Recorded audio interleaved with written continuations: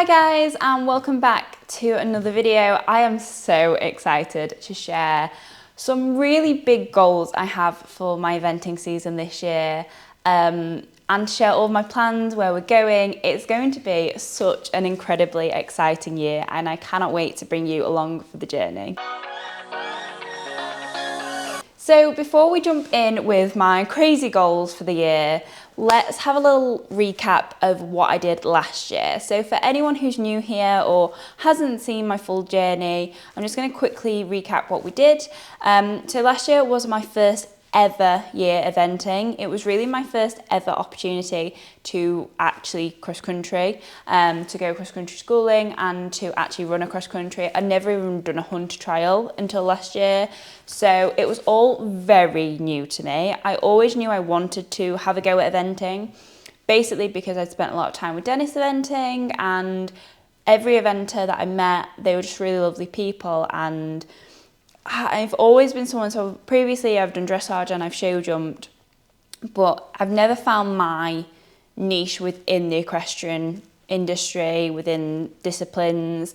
And I feel like when I found eventing, I found my home. I absolutely adore it. Nothing gives me the same buzz and adrenaline. I now live to event. I absolutely love it. So, as I say, last year, first ever year eventing. We bought Percy in the November, or was it October? I think he came in the October. We've got Gin in November, that's what I'm thinking. So I got Percy in the October, we had winter together, and then actually almost a year to the day, we ran our first Have a Go Day event this time last year. And last year we started at unaffiliated 70, which is, probably a really good starting level for a lot of people. I knew Percy had done a little bit of 80, majority of 80, and done a little bit of 90 when I bought him. So we started the season at 70, and I was very much already out of my comfort zone. I remember walking my Have a Go Day course and literally crying about some of the fences on it, which is crazy now. But yeah, we started our first event. Well, it wasn't an actual event, it was Have a Go Day. Percy got a 23 in his dressage. He then went clear show jumping, I believe. And then I think we got around 5 fences on the cross country before I put my hand up, because I was so overwhelmed and so scared. So that's how the season started. And we very quickly went from unaffiliated 70s to running BE, which was my entire goal for last year, was to run BE. And then the goal became to run BE 90, and that's actually how we finished last year. Percy did his first ever BE 90. The 90 actually didn't go very well. We ended up withdrawing because he wasn't really on form. But we'd schooled around 90s. We got to the point where we were ready for 90. So we did a very big leap in one season from unaffiliated 70s, and we actually ran quite a few unaffiliated competitions, to then going BE, to then going up the level to 90. We didn't stay at 70 for long. I think we only did 1 or 2 at 70, and then I just went in at 80. But yeah, I absolutely caught the bug. I learned so much along the way. I made so many mistakes last season that hopefully I'm going to have learnt from this season. I missed out fences in my cross country. I didn't know the rules particularly. I very much learned on the job, and I think a lot of people think, especially going BE, you need to know everything. You really don't, and I hope I kind of proved that last year. My favourite run of the year last year was Buckminster or Frickley. No, Buckminster when we went double clear. So Frickley didn't go double clear, but it was an amazing day. So Frickley is a really big course because it's a regional, and even though we didn't run the regional because we hadn't qualified at 80, it was still quite a big ask for us. So I'd say Buckminster, which is an unaffiliated one-day event run by Pony Club, was our best day because Percy went double clear. He did amazingly, actually came second in our section. And then the second one was Frickley, which I've always wanted to run Frickley, even before I was even interested in eventing, because it's my local big event. It was just incredible. So coming back off what was for me a really sort of learning curve of the year. I don't feel like, we didn't win much. We didn't win anything really. We came second. That was the closest we came to winning. But we had a absolutely amazing time. I loved every moment of it. You know, there were some real highs and lows. The low was definitely, what's it called? Not Osby. Oh, I can't remember what the event's called, and they don't run it anymore, so I can't even look it up. Anyway, it stopped running, and I went last year, and I always wanted to do it. And Percy was literally a terror. he got his worst dressage score, and then we show jumped, and he just set off with me after like fence 9 or something, and just galloped out of the arena basically. I don't think that one actually got filmed. I think we just gave up filming halfway through the day. But yeah, we had some real highs and some lows where we're just like, what are we doing here? I never ever questioned if I wanted to event. I always knew I wanted to. And then that was why at the end of last season, when we tried to step Percy up to 90, it hadn't gone very well. And I was unsure whether he would make the jump to 90 or not. That I decided to buy Gin. Obviously, we knew at that point as well that Snip wasn't looking great and that she probably will never event. So I wanted a sort of been there, done it horse who would hopefully take me up the levels, and I think I've certainly found that in Gin. So as you guys know, I've had Gin now since November. We've had winter together, and we've already overcome a lot of sort of challenges of getting to know each other, of having gone from Percy, who's a very sort of slower Connie. He's not slow, but he can be very fast, but he's sort of your slow, steady Eddie in comparison to Gin. So it's been a very big jump in horse and horsepower and jump, and just Gin is an absolute machine. Like, she is just so talented, but also so hot and so spicy. So it's taken some getting used to. And now we're ready to start our season. So I'll talk about Gin first, and then we'll come back to Percy because it just makes more sense. So Ginny is actually starting her season in 4 days' time. She is running Speedly as our first ever event. Now, we are going in straight away at BE. I am not doing any unaffiliated competitions with her. We did do a section of a Have a Go day a couple of weeks ago. So she just ran the cross-country element of it. Oh no, we did the dressage as well. So we did dressage and the cross-country element just to get her out of a start box for the first time. I've only actually cross-country schooled her 3 times in the time I've owned her. She's been amazing every single time. And one of those was running it as a course. So it was really good preparation for Speedly. So we're going in at BE 90 with Gin. So she'll start the season at BE 90. I've put in so far for 2 events. So we've got Speedly, which is on the Saturday, the 5th of April. And then we've got Osby after that, which is Good Friday, so Friday the 18th. So they're our first 2 events and our only 2 in April. And then we're looking at doing sort of Breckenborough in May. So what is my goal with Ginny this season? So my overall goal for Gin is for us to qualify for badminton at grassroots, which is just a dream. You know, who doesn't compete at this level and want to get to badminton? I just absolutely would love to try and qualify. So that is what we will be chasing this season. I'm still going out with a lot of smaller goals. So that is my overall umbrella goal. And then I've got a lot of smaller goals in there, you know, like obviously going double clear and basically just having a really good connection for all 3 elements and to get a rhythm with Jen. So at the moment, her strongest is probably her cross country. Her weakest element would be her dressage. So I want to work on that as we go through the levels. So how do we do it? How do we achieve that overall goal of getting to badminton grassroots? Well, firstly, I need 2 double clears to qualify for regionals.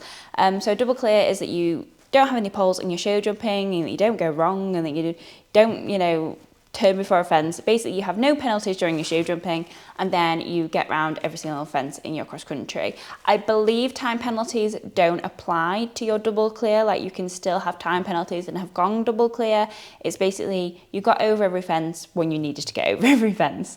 So I need 2 double clears to then qualify for regionals, which for me will be Frickley. There is also Chillington, which I'm not sure when Chillington is. I know Frickley's in August. Let's have a look. When's Chillington? September? so Chillington is then the second weekend of September. So I've got a little while to try and get those 2 double clears. We are aiming for 90. I actually think she'd be more competitive at 100 if she went to badminton, because at 100 it's less of a dressage game, but we'll see.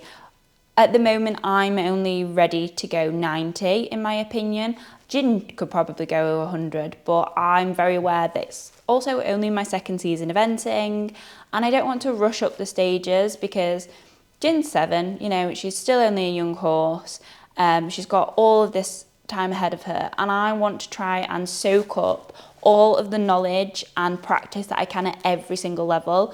I really would like to go up my levels competing, and I don't know what the end goal is with that, but I know I want to try and get up those levels, but I don't also want to rush that process. So my aim is to get 2 double clears, and then hopefully before Frickley we run 100, just because I think it'd be really good preparation for Frickley. The regional is always going to be a much bigger course, ask more questions, beefier jumps, up to height, that type of thing. So when I ran Frickley last year, it was actually a very nice course, but I didn't run the regional course. I think it was the same for the cross country. I think they may have just changed it for the show jumping slightly. But it's definitely going to ask a lot more questions. It was quite a longer course, so fitness is another thing to think about, although Jin is pretty fit. So yeah, start the season at 90, hopefully get 2 double clears before August. If we get them advancing enough, I will do 100 before Frickley. Run Frickley as a regional, hopefully, if we qualify. And then what do we do at the regional? So at regionals, we then need to be in the top 10%, I believe. I think there's also a few different routes, like shorter routes you can take. Can't remember every single one. All I know is that I'm aiming for 2 double clears and then top 10% at regionals. Now, the 2 double clears I do believe we can get. I think that's a really realistic goal for Jin. You know, unless I mess up, basically, she should go double clear. The top 10% at regionals is my sticking point just because of her dressage at the moment. She does a lovely dressage at home, but we're having issues out. Like, she's just not performing at the same standard as she does at home. We've tried working on that, but I keep telling myself, don't put your pressure on, you've got until August to kind of hopefully get that up. And then if we're not in the top 10% at that regional, we would also have qualified to run Chillington, so there's another opportunity there. I think if I do qualify for badminton 90 this year, I would then probably start running at 100 to end the season. We'll just have to see. 100 is going to ask more questions, and she can do technical lines, but it's more about the control of speed with Jin. So that's my plan and my goal with Ginny, which just to be starting the season at 90 is crazy. Like, we've come so far in such a short time. So then on to Mr. Percy Piglet, who I know a lot of you have invested so much in. So Percy is also going to be running at BE this year. He's not running as soon because he's not as fit. Like, Jin is ready to go now, whereas Percy is not. He's just had to have like 5 days off because he was a little bit sore behind, and he's a little bit older. He's 15 this year, you know. He's no spring chicken, and he's got scope and he can jump well, but getting a full course with scope out of Percy is much harder. So, and he's also not as fast. So like, whereas Jin flies around across country and is almost in autopilot, with Percy you have to ride him a lot more. So he's definitely not as easy a ride, although there's a lot less people that I think could ride Jin because she's not an easy ride. She's a very sensitive mare, but in a lot of ways she's almost easier than Percy. So Percy, I'm going to bring him out in May. Hopefully he will start his season in May. That's the current plan. It will completely depend on his fitness levels and whether I feel he's ready. We're looking at starting him at Aston Le Walls, which I think our day will probably be the Friday or the Saturday, so the 16th or 17th of May, is where I'd like to start him. Aston's nice. I've never actually ran it, but I've been. It's not too hilly. It's kind of, you know, it's quite flat. It's quite straightforward. And I really want to start him at 90. I think I have every faith that he can do 90. and I would like to chase the same goals with Percy, and I would like to qualify him for badminton. I think, he's 15 now. How many years have I got to qualify him for badminton? Probably not that many.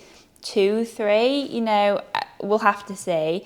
He's already having yearly stifle injections just for maintenance, because he has got some arthritic changes there, and he just gets a little bit sticky and stiff behind. So I've got to take all of this into consideration, and I kind of think I either look at sticking to 80 with him and keeping him in that comfort zone, or I think, right, let's get him as fit as possible and let's go for that 90, because he can do it. I know he can do it. And the thing is with Percy, he is a flipping dressage diva, and if I get him strong enough and I get him fit enough to run the cross country, then he would actually be more competitive than Jin at badminton, because he's such a dressage diva. And Percy lives to event. He absolutely adores it. So until he doesn't adore it anymore, I'll continue running him. While ever he can do it and while ever he's loving it, why not?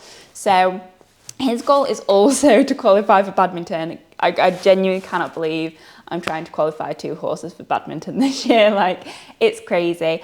I'm not going to lie, had Bramham not lost the BE80 championships, I think I'd have actually started the season at 80 with him and tried to qualify for Bramham, and then looked at mid-season to step up to 90. But having lost Bramham as the BE80 champs, I just don't want to go to Chillington.